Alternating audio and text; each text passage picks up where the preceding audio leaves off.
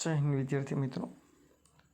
ધોરણ 11 આર્ટ્સમાં આજે આપણે જે પહેલો પાઠ છે એના અંત તરફ જઈ રહ્યા છીએ.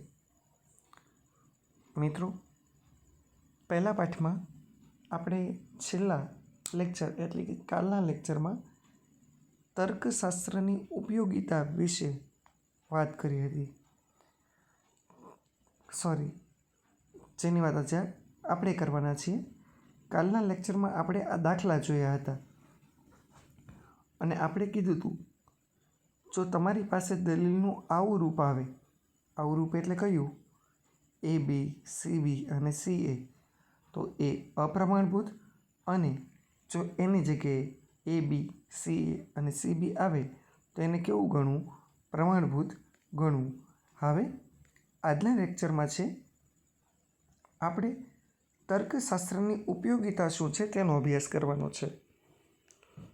તો મિત્રો, જોઈએ એમાં વિચારવું એ માનવીની સાહજિક કે નૈસર્ગિક એટલે કુદરતી પ્રક્રિયા કે શક્તિ છે.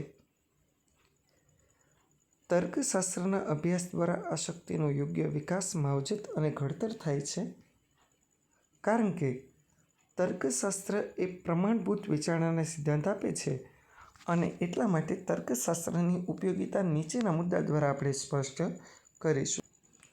તો મિત્રો, અહીં તમને સ્પષ્ટ ભાષામાં લખે છે કે વિચારવું એ માનવની કેવી શક્તિ છે? કુદરતી શક્તિ છે. તો આ કુદરતી શક્તિનો આપણે પહેલો ઉપયોગ ક્યાં કરીએ છીએ? તો એ જોઈએ કે માનવી વિચારશીલ પ્રાણી હોવાથી વિચારવાની શક્તિ તો તેનામાં કુદરતી રીતે રહેલી જ છે. એટલે કે તર્કશાસ્ત્રનો અભ્યાસ તો માનવ વિના પણ, એટલે તર્કશાસ્ત્રનો અભ્યાસ વિના પણ માનવી વિચારી શકે છે. એટલે અહીં એવું કહેવા માગે છે કે આપણે જો તત્વજ્ઞાનનો અભ્યાસ ન કરીએ ને તોય આપણે શું કરી શકીએ છીએ? વિચારી શકીએ છીએ. પણ પછીનો શબ્દ આપ્યો છે પરંતુ. તર્કશાસ્ત્રનો અભ્યાસ અને તાલીમથી માણસને પોતાની વિચારણા માટેની શક્તિનો વધુ વ્યવસ્થિત ઉપયોગ કરી શકે છે. આપણે આમનામાં વિચારશું, પણ જો તત્વજ્ઞાનનો ઉપયોગ કર્યો હશે તો એ વિચારને આપણે કેવો? તો કે વધારે વ્યવસ્થિત બનાવી શકીએ છીએ. પછી માનવીની વિચારણામાં દોષ હોવાનો સંભવ છે. વિચારણાના દોષ નિવારણ માટે પ્રમાણભૂત વિચારોનું સિદ્ધાંતનું જ્ઞાન ખૂબ જ મદદરૂપ થઈ પડે છે. પરિણામે તર્કશાસ્ત્રીઓ એ અભ્યાસીઓ પોતાના તેમજ અન્યના તર્કશાસ્ત્રોનો દોષ શોધી કાઢે છે અને વિચારણા અને દલીલની ચકાસણી કરે છે. પોતાના મુદ્દાને સ્પષ્ટ રીતે રજૂઆત કરી શકે છે અને અન્ય માણસો તેને સરળતાથી સ્વીકારી શકે છે. હવે અહીં તમને એમ લખ્યું છે કે સામાન્ય રીતે આપણે જ્યારે વિચારતા હોય ને તો ત્યારે એમાં દોષ હોવાનો સંભવ છે. પણ તત્વજ્ઞાન શું કરે છે કે આ જે દોષ છે એને નિવારવાનો અથવા તો દૂર કરવાનો શું કરે છે? પ્રયત્ન કરે છે, જે સામાન્ય વિચારણામાં થઈ શકતો નથી. પછી બીજો મુદ્દો છે, દરેક વિજ્ઞાનમાં પોતાને વિષયને લગતી વિચારણા કે દલીલો થતી હોય છે, અને આ વિચારણા કે દલીલોનું મૂલ્યાંકન તર્કશાસ્ત્રની પદ્ધતિ કે સિદ્ધાંતો દ્વારા વધારે સુદૃઢ બને છે. આથી તર્કશાસ્ત્રને વિજ્ઞાનોનું વિજ્ઞાન કહેવાય છે. તો મિત્રો, બીજી ઉપયોગિતા આપણે એવું જોઈએ કે તર્કશાસ્ત્ર એ વિજ્ઞાનોનું પણ વિજ્ઞાન છે.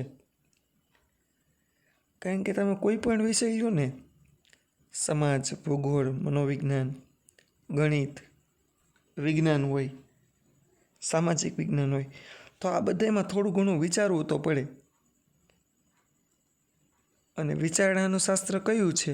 તત્વજ્ઞાન. તત્વજ્ઞાન એ વિચારણાનું શાસ્ત્ર હોવાથી એને કયા નામે ઓળખવામાં આવે છે? વિજ્ઞાનોનું વિજ્ઞાન. પછી છે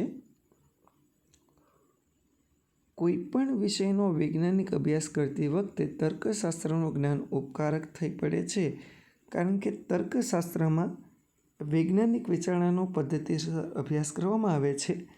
ચોથા મુદ્દામાં, તર્કશાસ્ત્રમાં અભ્યાસમાં બુદ્ધિનો અનિવાર્યપણે ઉપયોગ થતો હોવાથી તર્કશાસ્ત્રનો અભ્યાસ દ્વારા માનવીનું જીવન એ બુદ્ધિ પ્રધાન વધારે બને છે અને બુદ્ધિશીલ માણસ પોતાની લાગણીઓ ઉપર નિયમન રાખી શકે છે, જેના કારણે જીવનના દુઃખો હળવા બની જાય છે.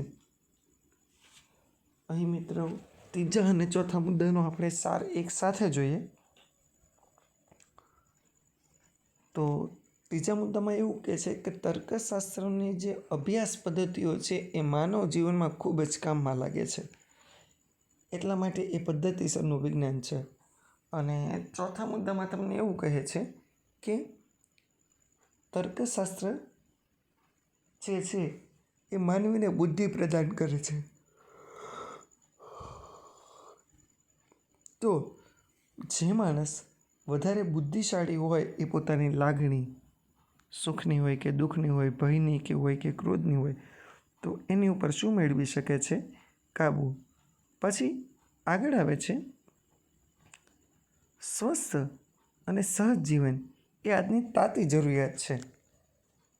આ માટે વિદ્યાર્થીઓમાં જીવન અંગેની વૈજ્ઞાનિક કે વૈચારિક સ્પષ્ટતા જરૂરી છે, જેની તાલીમ તર્કશાસ્ત્ર દ્વારા મળે છે. આમ તર્કશાસ્ત્ર એ વિદ્યાર્થી જીવનમાં ઉપયોગી છે. છઠ્ઠું, તર્કશાસ્ત્રનો ઉપયોગ તત્વજ્ઞાન, ગણિત, કોમ્પ્યુટર સાયન્સ, સમાજ વિજ્ઞાન, સાહિત્ય વિવેચન વગેરે વિદ્યાશાખામાં થાય છે. તો મિત્રો પાંચમા મુદ્દામાં એવું કહે છે કે તર્કશાસ્ત્ર છે ને વિદ્યાર્થી માટે ઉપયોગી છે, કારણ કે વિદ્યાર્થીઓને જે જીવન અંગેની વૈચારિક સ્પષ્ટતા જરૂરી છે. જીવનમાં એને આગળ વધવું હોય તો એને વિચાર કરવો પડે, અને આ વિચાર એને કયા વિજ્ઞાન દ્વારા મળે છે કે તત્વજ્ઞાન દ્વારા મળે છે. અને છઠ્ઠો ઉપયોગ, તર્કશાસ્ત્રનો ઉપયોગ અન્ય વિભાગોમાં પણ થઈ શકે છે. પછી સાતમો મુદ્દો આવે છે કે તર્કશાસ્ત્રની ઉપયોગિતા વિશિષ્ટ રીતે રજૂઆત કરતો એક સંસ્કૃત શ્લોક નીચે પ્રમાણે છે.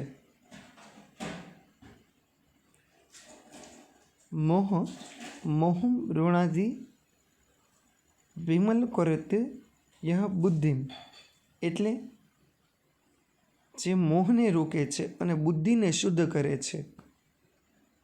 મોહમ ઋણાધિ એટલે જે મોહને રોકે છે, અને વિમલી કુરુતે યમ બુદ્ધિ એટલે જે બુદ્ધિને શું કરે છે? શુદ્ધ કરે છે. સુતેય સંસ્કૃત પદમ વ્યવહાર શક્તિમ એટલે શિષ્ટ અને સ્પષ્ટ ભાષાના ઉપયોગની શક્તિ આપે છે. શિષ્ટ એટલે સારી અને સ્પષ્ટ એટલે ચોખ્ખું બોલવું. શાસ્ત્રાંતરા અભ્યાસ યોગ્યતા એટલે શું? તો કે શાસ્ત્રનો સુંદર રીતે અભ્યાસ કરવાની પુનક્તિ એટલે પાત્રતા આપે છે.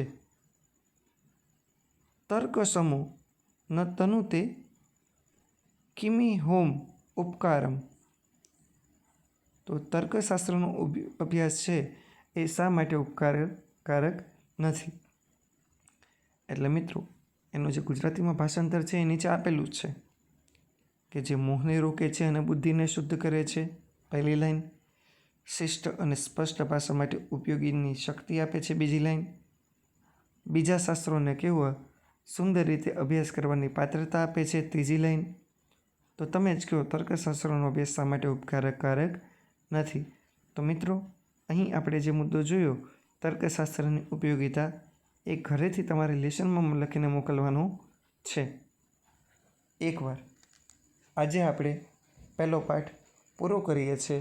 હવે આની પછીના લેક્ચરમાં છે સતત આપણે મનોવિજ્ઞાનનો અભ્યાસ કરીશું, અને મનોવિજ્ઞાનનો કોઈ પણ જે પાઠ, જેમ કે બીજો પાઠ ચાલે છે તો એ બીજો પાઠ પૂરો કરીને વળી પાછા કયા પાઠમાં આપણે આગળ વધીશું? તત્વજ્ઞાનના બીજા પાઠમાં. જય હિન્દ વિદ્યાર્થી મિત્રો.